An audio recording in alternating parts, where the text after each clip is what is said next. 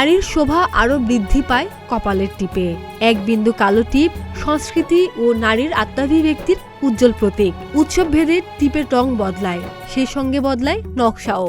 টিপ এখন শুধু ফ্যাশনের অংশ নয়, বরং নারীর স্বাধীনতার প্রতীক, এমনকি প্রতিবাদের ভাষাও হয়ে উঠেছে। ফেব্রুয়ারি মানেই ভাষা আন্দোলনের চেতনা, অধিকার প্রতিষ্ঠার লড়াই আর বাঙালির আত্মপরিচয়ের প্রতীক। 21শে ফেব্রুয়ারি উপলক্ষে বর্ণময় পোশাকের সঙ্গে মিলিয়ে অনেকেই কপালে পড়ছেন কালো টিপ। তবে এই টিপেও কিছুটা নতুনত্ব যুক্ত হয়েছে। যারা নিয়মিত টিপ নিয়ে কাজ করেন তারা টিপকে করে তুলেছেন আরও আকর্ষণীয়। সময়ের সঙ্গে তাল মিলিয়ে টিপের ধরনেও বদল এসেছে। আগে গোল টিপের চাহিদা বেশি হলেও এখন লম্বাটে, চারকোনা, স্টার, জ্যামিতিক নকশা সহ নানান ধরনের টিপ পাওয়া যাচ্ছে। টিপে দেখা যাচ্ছে স্টোনও।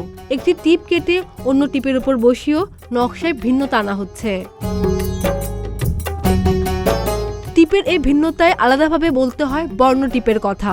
কালো টিপে রং তুলি দিয়ে বিভিন্ন বর্ণ আঁকা হয়। সাদা কালো এই টিপগুলো আলাদাভাবে নজর কাড়ে।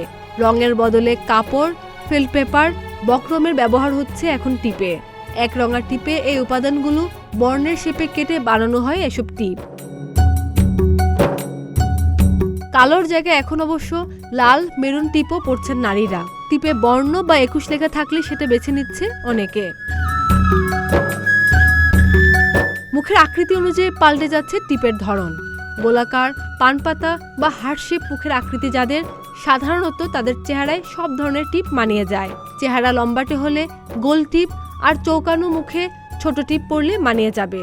যদি কপাল ছোট হয় তাহলে ছোট টিপ, আর বড় হলে বড় টিপ পরতে পারেন। খাদিজা নিপা, প্রতিদিনের বাংলাদেশ।